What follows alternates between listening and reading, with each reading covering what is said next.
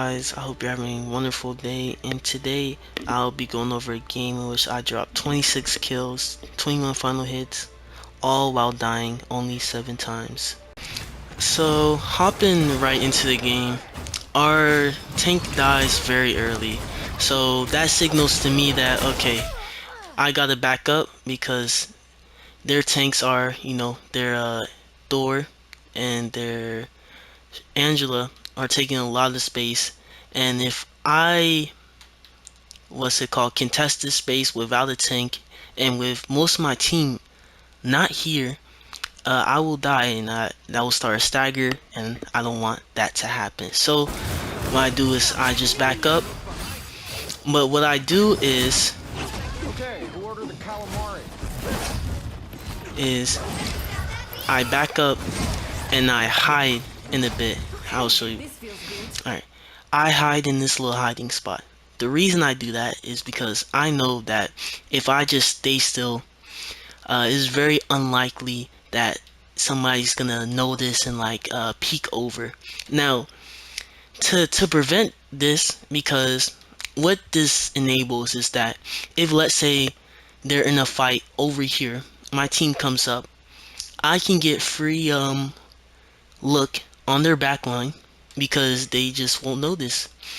Now, to prevent this, what you should do is you should always be looking in like little corridors like this, because dives like to camp out in there. But if you're a diver, you should definitely use these little corridors and these little like hallways, because these hallways will hide you and it will make your dive way easier. So as I sit here,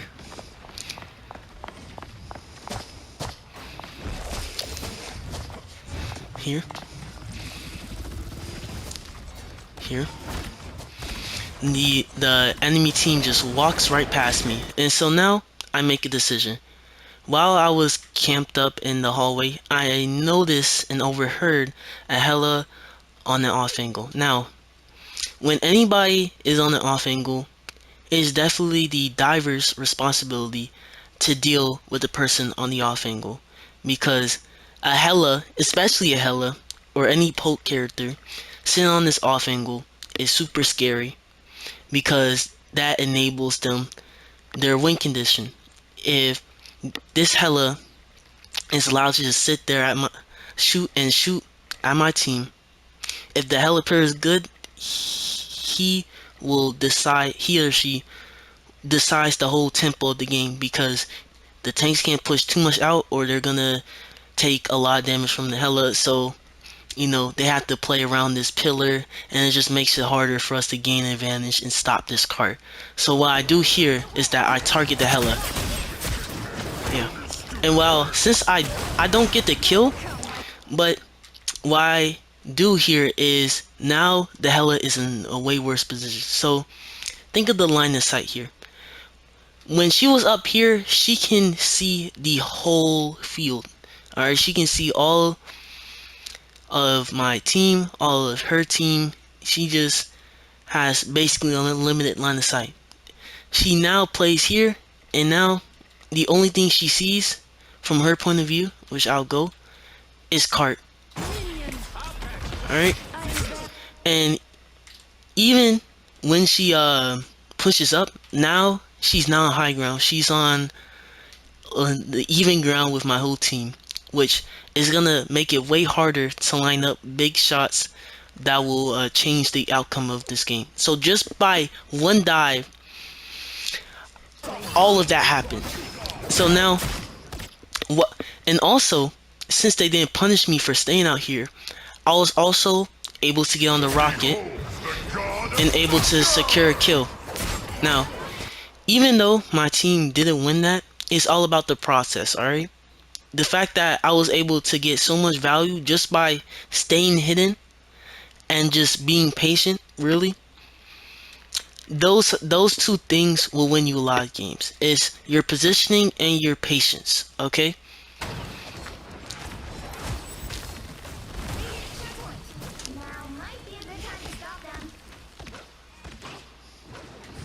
So, on to the next fight. I'm in backline, pressuring the rocket. Now, what I'm intentionally doing is I'm not committing my dash. And you're probably like, oh, Jaden, why don't you commit your dash? You could get a lot of damage here. Well, it's because I know I'm not going to get a pick here. Both the Invis, the Hella, and the Rocket are all looking at me. So, if I dash onto one of these people, either the Invis or the Rocket is just going to heal them up. I'm going to have no resources to escape because I used my dash to get in. And I'm probably going to die, which means I stagger. You do not want to stagger. That's the number one thing you don't want to do. So instead of doing that, I reposition. And I just play defensive because we're already down so much. I don't want to make the disadvantage worse. So I give them their space. And there's going to be a lot of times where you just want to give tank space because you don't have the ability to fight back. So now, Rocket puts up his beacon, and now I can fight. I back up here to hide from the Hella ult. And now, a tip for Magic, you can put her demon onto the rocket amplifier, and it's gonna do a lot of damage to it. A lot of times what I like to do is I like to put 2 demons on it and it just melts very quickly. So that's just a little tech that you can do as I'm doing right now. You can see the difference in damage. And so now, since the rocket amplifier is completely destroyed, now it's my time to ult and go for the backline.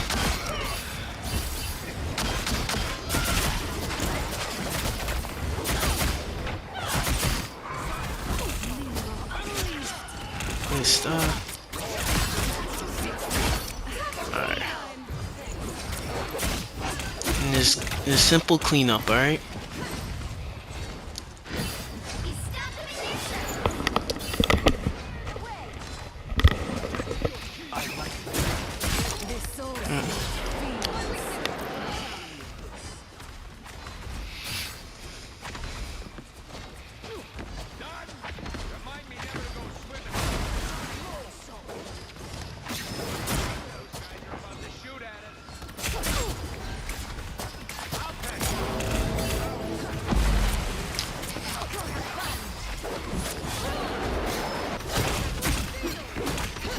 So, right here, this is next fight. I'm just brawling, and I was able to get a pick on Angela, but unfortunately I die. The Hella just gets a lot of picks. And now, same thing as last time. I don't want this Hella to have this off angle because she gets landed on my supports, tanks. It's just bad. And plus, if she goes after Emma here, she has high ground. So, like I did last time, I tried to force her off and kill her. This time I kill her. And so now, instead of going harder into their backline and going for their Invis or Rocket, what I want to do is peel for our supports. So the logic here is that even if, best case scenario, which is very unlikely, I kill both of their supports. If Strange gets the pick on our supports, which is more likely because our cloak is half, our rocket is somewhere, I don't know where he is, but let's say he gets pick on cloak, we basically just trade it. So even though it seems like, oh, if I'm on supports, if I'm killing supports, I'm winning, if you just trade supports, then the state of the game is still neutral, which you don't want to strive for neutral. You want to strive for a state of the game where you're in control. So if I kill Strange here, then they're down the tank, our supports live, and so now instead of it being like, oh, we trade supports, it's, oh, we kill Strange, now we're up 1. That's the logic there. So now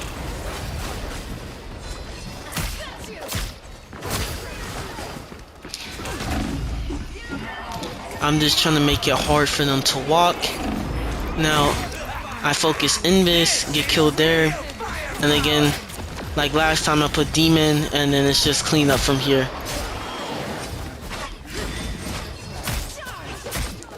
I'm pressing the Hella. Just make it as uncomfortable for her to shoot.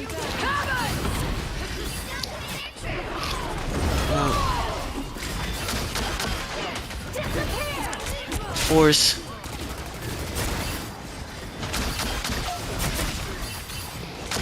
So, what I did there was, once Invis popped her ult, I intentionally saved my dash because I didn't want to commit. One, because I wasn't gonna get killed, and two, if I commit my dash and their whole team looks at me, I'm dead. So I just decide to, back out because I already did my job. If you trade a magical for a support ult, that is a good trade, 99% of the time. Now, unfortunately, Hella just beams me, but I get res by Rocket yet again. Shout out Rocket, MVP right there.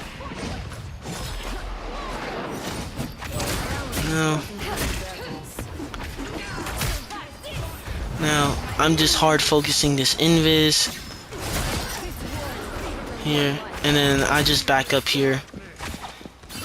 So, what I do now is, I want to use this little wall as cover because it will make sure I'm protected, and I want to stall until my team gets back. So what I do now is I put demons on this wall to discourage them from walking up, because if they walk up, they'll get hit by demons.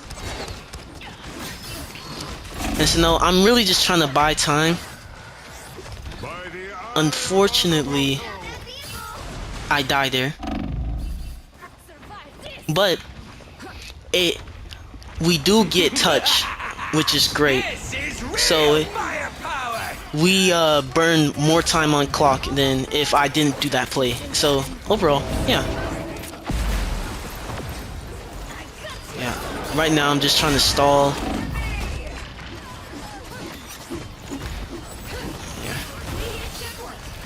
Yeah. So even with the MO, we still lose that fight. And now, right here, I'm just trying to stop their momentum. So instead of going through like this little top way where everyone can see me, I'm going through this way because it's a lot less conspicuous. And now I'm just waiting for, the DPS to walk up because my target is the supports. So I see this Rocket. He's pushed way too up. He just walks into me and I get killed. Almost get killed on Hella, but unfortunately it's Hella. And then I just back up here because I didn't want to die. My team was able to clean up and I get health back, and that was a good, clean team win that was built on me getting that kill on the Rocket, which was built on me flanking. And so now, like Strange, like last time, I want to protect my supports before I go after my enemies again. And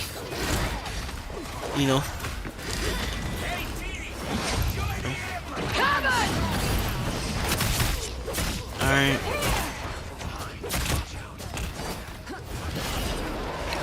Now, I'm hiding right now, waiting for the invis to go out, and then I made sure to play that health pack because I knew that the Hella was going to try and shoot at me because I'm the biggest threat on the field. I'm the one who's ulting. So I make sure to intentionally play health pack. But it doesn't matter because, there was no support ult. So unfort.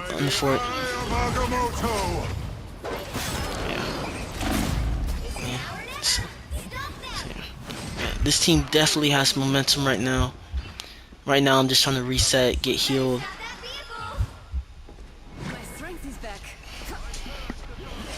Yeah. Yeah. I think the strings was trying to block off the way. Yeah, he was trying to block.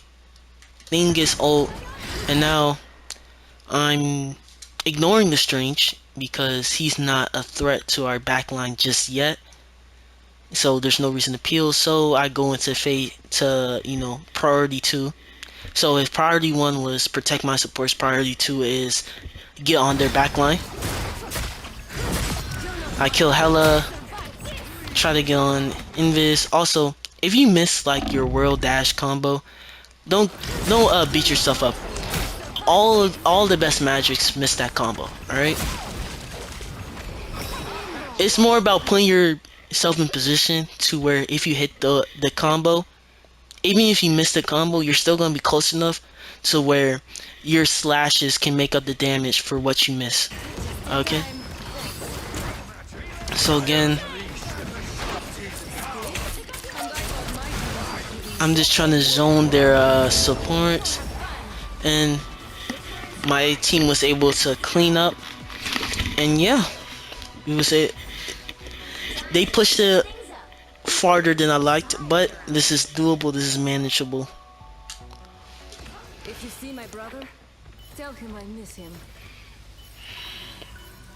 Just in time. Thanks. So,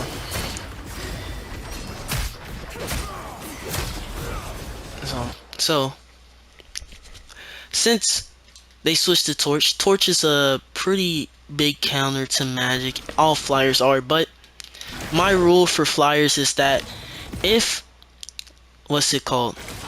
If I hit a slash on them, so the projectile over here, if I hit that, then most times I'm going to go for the world dash, because even if I miss in this scenario, Torch was such low HP that if Invis didn't immediately shield him, he probably dies. Which is good for my team because I'm setting up, them to get picks. Like, if you can't get kills as dive, you generally want to set up kills for our team. Okay? For our team.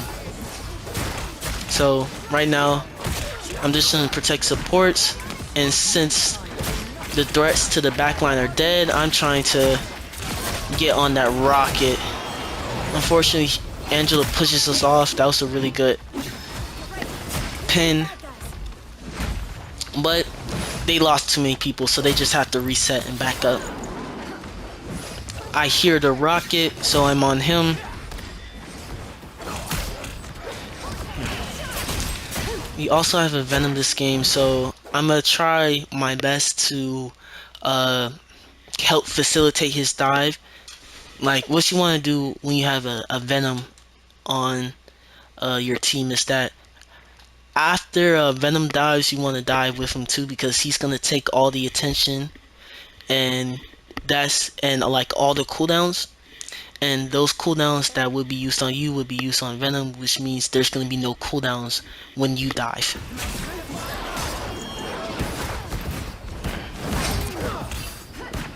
Okay. So I'm just waiting for cooldowns to come back. Now, kill Blade.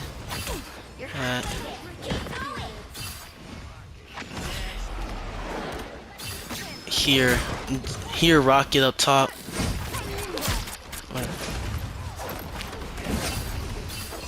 Yep. Yep. Make sure to pressure him off because I don't want him just what's it called? Just like up top, just spamming heals and farming ult. Like, the reason you want to kill supports so much is that you don't want them to cycle to their ult and let them get supportals, because supportals are the most broken thing in this game. So the team who has an abundance of supportals usually wins. But me trying to stop the rocket ends up in my death. But I think it's still a good trade. Usually, if I wouldn't, what's it called, advocate for like just trading your life for supports, but Worst case scenario, if you do die, you definitely want to leave with a support pick rather than a DPS pick or a tank pick. Because I think they're the most valuable role in this game. So getting them off the table really allows your team to win fights.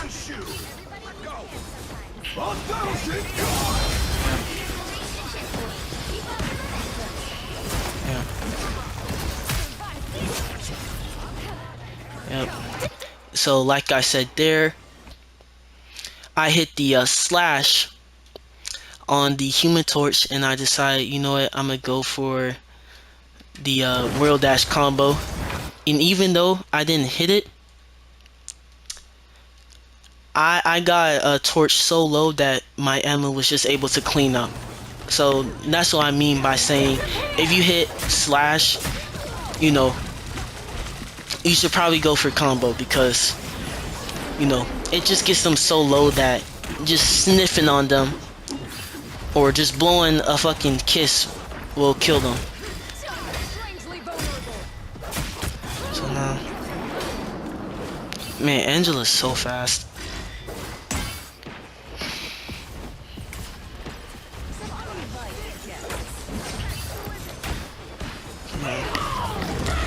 So now I'm flanking with my ult right here.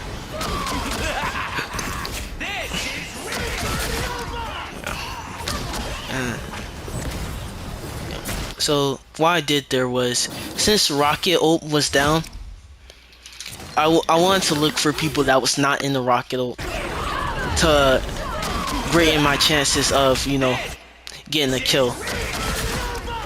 So I was able to get Psylocke. My Venom was already what's it called, targeting the rocket. So that's why, you know, he got killed. But the Psylocke was me. I was able to catch her out.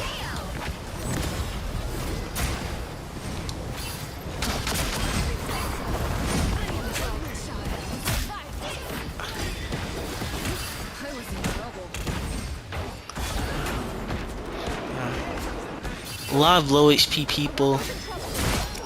Kill Angela. I see Torch. Half HP, so I thought no reason to charge up slash. I'm just gonna go for the combo. Oh. Again, half HP. This time I don't hit the combo. But yeah. So since I know I heard Emma ulting, I play a lot more aggressive. Usually when you have like tank or DPS ults going off, that's your time to like make plays and be aggressive because they're going to be so focused on trying to deal and not die to the ult at the time and place. So that's when you want to, you know, be aggressive. Alright. So I see the rocket. Killed him. But unfortunately, they was able to counter the Emma ult nicely and kill me for over pushing, but the team was able to clean up and we win that fight. Oh.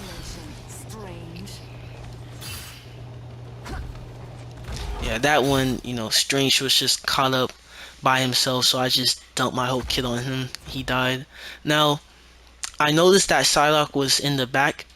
Again, on the priority list, my priority 1 is protect supports, and then priority 2 is kill the supports. So, if Psylocke can just play like this off angle here and get pick on the supports, then it is my job to mark her, which mark means just constantly look at her, pay attention to her, put resources into stopping her so that my supports can live. Alright? So what I do here is just make it as hard as possible to like for her to look at backline. So yeah, even though I don't get killed, she basically used her whole kit to not die to me. So there's no way she goes in for like the next 10 seconds because she has to wait on cooldowns. Like she used dash and invis. She has no escape tools. It would be dumb for her to go in, and I know that. So I'ma just keep look at her. Like again, no cooldowns, and I catch her out. She misplayed that, and I get killed for that. Again, like this allows my support. That allowed my supports to just get their cycle going on. You see? Yeah.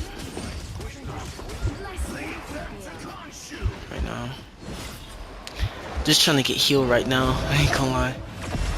And yeah, we win the game. So final scores. What I want to give attention to is the 21 final hits. This is the biggest, you know, the biggest like little check, if you will, for if you're doing well on the diver, because most of your kills are gonna be by yourself. You're not gonna be with team, so you're not gonna have a lot of like assist and stuff. So final hits means you're just securing your dive picks, securing your dive kills, and yeah, it's just a good metric to look at. So the other metric you want to look at is your deaths, because if you're diving, you're not diving, if you're dying every dive, then you're just feeding the enemy team value. So what you want to do is that you want to get your final hits and then compare them to your deaths. So this game I got 21 final hits and I got 7 deaths. So more often than not, I was a positive on my dives than I was a negative. Alright? And yeah, that's just a little thing on how to better read your scoreboard, because a lot of people focus on like damage and stuff. Damage don't matter. Alright? Most of the time, divers have very low damage compared to like other DPS like a Squirrel Girl, Phoenix, Hella, because a lot of your time is just sitting and waiting for an opportunity. Like, I don't care if I have 18,000, like, if, like, look at my Moon Knight here. Now, again, we have different roles, so, like, I'm not, like, he did a good job, but it's like, for, like, I have 2,000 less damage, but I have, like, triple his final hits, because I was able to secure my picks instead of just spamming. Now, there are times where you want spam damage, but I'm rambling a bit. Hope you have a nice day. Hope you enjoyed this video. If you did, make sure to like, comment, subscribe, all that YouTuber stuff. And I hope you have a great day.